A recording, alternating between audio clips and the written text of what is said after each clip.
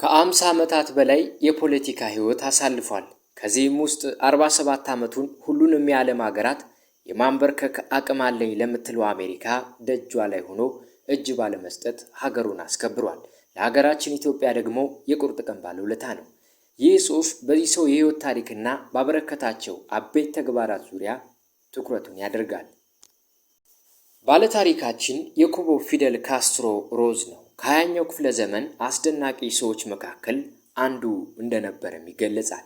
ካስትሮ የተወለደው በደሴቲቱ ሀገር ኩባ ኦሬንቴ ግዛት ቢራን በተባለች መንደር ነው። ወላጆቹ የተማሩ ባይሆኑም ልጆቻቸውን ለማስተማር የተቻላቸውን ሁሉ ጥረት አድርገዋል። ከልጅነቱ ጀምሮ ጥሩ የማስታወስ ችሎታ ስለነበረው ምርጥ ተማሪ ለመሆን በቃ። በጽናት የማመጽ ፍላጎት ያሳየውም ልጅ ሆኖ ነበር። በ13 ዓመቱ በሰራተኞች አመጽ ተሳትፏል። በውስጡ ከነበሩ መሪዎችም አንዱ ነበረ። እንደ አውሮፓውያን አቆጣጠር በ1950 በሃቫና ዩኒቨርሲቲ በህግ ዲግሪ ተመርቋል። ከዚያም ብዙም ሳይቆይ በህግ ባለሙያነት በግል መስራት ጀመረ። ድሆችን በነፃ ይከላከል ስለነበረም ወሰን የሌለው የህዝብ ፍቅርና አክብሮት አገኘ። አብዮት መንፈስ በካስትሮ ነፍስ ውስጥ ከጊዜ ወደ ጊዜ እየጨመረ መጣ። እንደ አውሮፓውያን አቆጣጠር በ1953 በፉልጋሲዮን ባቲስታ ገዢ ላይ ሴራ አደራጀ። ሴራውም ሳይሳካ ቀረ። ብዙ ተሳታፊዎች ተገደሉ። ፊደል ካስትሮ ግን 15 ዓመት ተፈርዶበት ዘብጥያ ወረደ። ከ22 ወራት እስር በኋላ በምህረት ተለቆ ወደ ሜክሲኮ ተሰደደ። ዓለም በሁለት ሀያላን መንደር ማለትም በሶቪየት ሶሻሊስትና አሜሪካ ኢምፔሪያሊስት ጎራ ተከፍላ በነበረችበት በነዛ ቀውጢ ዓመታት ውስጥ አብዮተኛው ፊደል ካስትሮ እንደነ ቼ ጉቬራ ከመሳሰሉ ጓዶቹና ከታናሽ ወንድሙ ጋር በመሆን እንደ አውሮፓውያን አቆጣጠር በ1953 የትጥቅ ትግል ጀመረ። በወቅቱ ከ150 ኪሎ ሜትር በላይ ለአሜሪካ የማትርቀው ኩባ ለአሜሪካኖች የአሸሸ ገዳሚ ማቅለጫ፣ በወሲብ መቅበጫ፣ የመጠጥ መራጫና የአሽሽ ማሻጫ ሀገር ነበረች። ከዚህም ነፃ አውጥቶ የስልጣን ርካቡን ለመርገጥ ሲጣደፍ ፊደል ካስትሮ ገና የ32 ዓመት አፍላ ጎረምሳ ነበረ። ፊደል ካስትሮ የወቅቱን አፍሪካ አሜሪካ የሆነውን የባቲስታን ስርዓት ገርስሶ እንደ አውሮፓውያን አቆጣጠር በ1959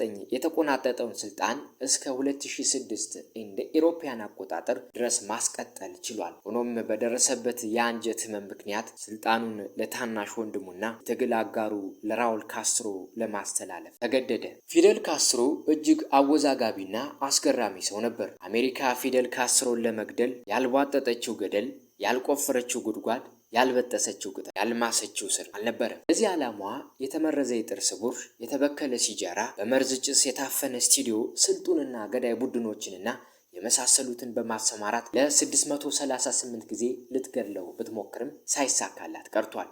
ካስትሮ ለ47 ዓመታት በስልጣን ላይ ሲቆይ 11 የአሜሪካን ፕሬዝዳንት ተፈራርቋል። ፊደል ካስትሮ 20ኛው ክፍለ ዘመን ካፈራቸው ታላላቅ መሪዎች ውስጥም ሁልጊዜ ፍትህና ነፃነትን ከሚሹት ጋር በመቆም ሁሌም በትክክለኛው የታሪክ ገጽ በመገኘት ግንባር ቀደም ስለመሆኑ ታሪክ መዝግቦለታል። ከኒጓራ እና ቺሊ እስከ ቬትናም፣ ከፍልስጤም እስከ አልጄሪያ ብሎም ደቡብ አፍሪካ ነፃነት ለናፈቃቸው ሁሉ የካስትሮን ያህል ታላቅ ድጋፍ ያደረገ ሌላ መሪ የለም። በተለይ የአፍሪካ ሀገራት ከኢምፔሪያሊስቶች ጋር ባደረጉት ትንቅንቅ የካስትሮና የኩባ ቁርጠኝነት ከጉዳዩ ባለቤቶች ያልተለየ ነበር። ኩባ ለአንጎላ ያደረገችው እጅግ መጠነ ሰፊና ከ10 ዓመት በላይ የዘለቀ ድጋፍ ለዚህ አይነተኛ ማሳያ ነው። ካስትሮ አንጎላ ከፖርቹጋል ቅኝ ግዛት ነፃ ለማውጣት ካደረገችው ተጋድሎ ጀምሮ ለናሚቢያ ከአፓርታይድ ተጽዕኖ ነፃ መውጣት ጉልህና ቀጥተኛ አስተዋጽኦ አበርክቷል። የደቡብ አፍሪካው ታጋይ ማንዴላ ከስር ሲፈታ ቅድሚያ ከሰጣቸው ጉዳዮች ኩባ ተጉዞ ካስትሮን ማመስገን አንዱ ነበር። ካስትሮ ለኢትዮጵያ የቁርጥ ቀን ባለውለታ ነው።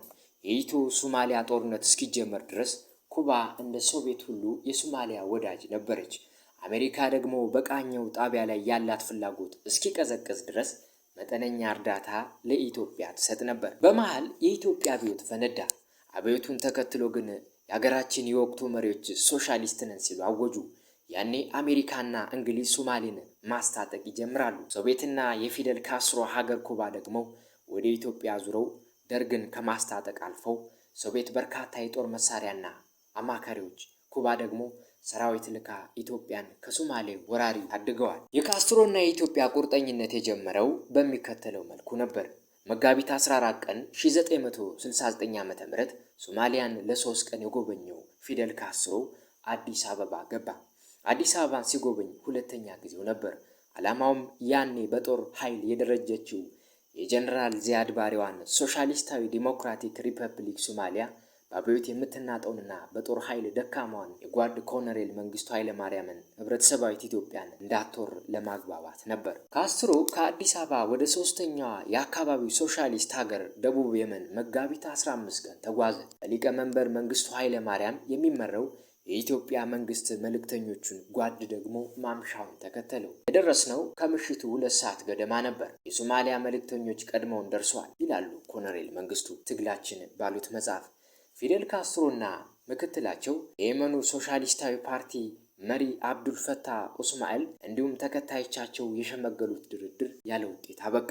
ይህ ሁኔታ ቀጣዩ ጦርነት የኢትዮ ሶማሊያ ብቻ ሳይሆን የኩባና የሶማሊያ የደቡብ የመንና የሶማሊያ ጭምር መሆኑን አረጋገጠ። ኩባና የመን ወታደሮቿን ወደ ኢትዮጵያ ሲያዘምቱ ሶቪየት ህብረት ዘመናዊ የጦር መሳሪያዋን አሰብ ላይ በኮሎኔል መንግስቱ ኃይለማርያም ቋንቋ ዘረገፈችው። የኢትዮጵያና የየመን ወዳጅነት በደም ተሳሰረ። የሶማሊያ ጦርነት በኢትዮጵያ ፍጹም አሸናፊነት በተጠናቀቀበት ወቅት ቁጥራቸው ወደ 15000 የሚጠጉ የኩባ ወታደሮች የጦርነቱ ተሳታፊ በመሆን ደማቸውን አፍስሰዋል። ለዚህ መስዋዕትነትና ወዳጅነት ሲባል ነው ጥቁር አንበሳ ሆስፒታል አጠገብ የሚገኘው ባለቀይ ኮከብ ትግላችን ሐውልት ለመታሰቢያነት የቆመው። ካስትሮና ኩባ ለኢትዮጵያ ያዋሉት ሌላኛው ተጠቃሽ ውለታ የትምህርትና ስልጠና ዕድል መስጠት ነበር። በዚህ መሰረት በወቅቱ መስፈርቱን ያሟሉ እንዲሁም ወላጆቹን በጦርነት ያጡ ከ6000 የማያንሱ ኢትዮጵያን ወደ ኩባ ሄደው በተለያየ የሙያ መስክ የመማር ዕድልን እንዲያገኙ ሆኗል። በርካታ የሕክምና ዶክተሮችን ማሰልጠኗ ደግሞ ከሚጠቀሱት አንዱ ነው። ይህም ዛሬ ድረስ የያኔዎቹ የኩባ ተማሪዎች ማህበር መስርተው የድላችን ሐውልትን እየጎበኙ ኩባና መሪዋን ያስታውሷቸዋል፣ ያመሰግኗቸዋልም። ልጆቻቸው ኩባ ሄደው ተምረው ለቁም ነገር ስላበቋቸው ጥጥ ፈትለው ጋቢ ሰርተው ኩባ ድረስ ዘልቀው ለፊደል ካስትሮ ገጸ በረከት ያበረከቱት አንዲት ኢትዮጵያዊት እናት ለዚህ ድንቅ ማሳያ ነው። ኢትዮጵያ ከሶማሊያ ወረራ ነፃ ከወጣች በኋላም ሀገሪቱን ከሌላ ጦርነት የሚታደግ የተማረና የሰለጠነ ወታደራዊ መኮንን ይፈልግ ነበርና ፊደል ካስትሮ 500 መኮንኖችን ኩባ ወስዶ የኬሚካል ጦር መሳሪያ መከላከልን ጨምሮ በርካታ ወታደራዊ ስልጠና እንዲያገኙ አድርጓል። ቁመተ ለግላጋ፣ ፊቱ የማይፈታ ቆፍጣና፣ ደረተ ሰፊ፣ ወንዳ ወንድ፣ መነጽር ካይኑ ኋላ ላይ እንትፍ ብሎ የጣለው ተስካሮ ሲጃራ ከአፉ የማይለየው ፊደል ካስትሮ አሜሪካ አምባገነን እንዳለችው ለጣለችበት ማዕቀብ ሁሉ ሳይንበረከክ እና እጅ ሳይሰጥ ኩባን በክብር መርቷል። አይበገሬው በገጠመው የአንጀት ህመም ምክንያት ለወንድሙ ለራውል ካስትሮ ስልጣኑን ለማዛወር እስከ ተገደደበት 2006 ድረስ ከዚያም እንደ አውሮፓውያን አቆጣጠር ህዳር 25 ቀን 2016 በ90 ዓመቱ ከዚህ ዓለም በሞት ተለይቷል። ድንቅ ተግባራቱ ግን ዛሬም ነገም መቼም ድረስ ሲወደሱ ይኖራሉ።